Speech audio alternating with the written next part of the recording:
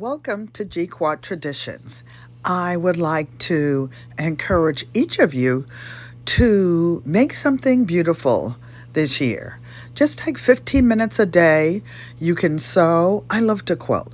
I love making something out of old scraps. I love vintage fabrics. I like making stuff out of scraps. I especially like batiks and Afrocentric fabrics now. Make key fobs. Give them as gifts. Everybody likes something handmade.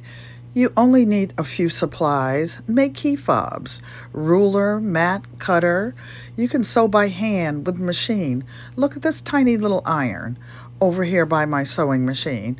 Sew by hand. Use a wooden iron. Do what you love and love what you do. I encourage one of my friends to use her Cricut. Look what she made me. God bless. Thanks for watching. Like, comment, subscribe, and share. Happy New Year. Have a great 2025. Do what you love and love what you do.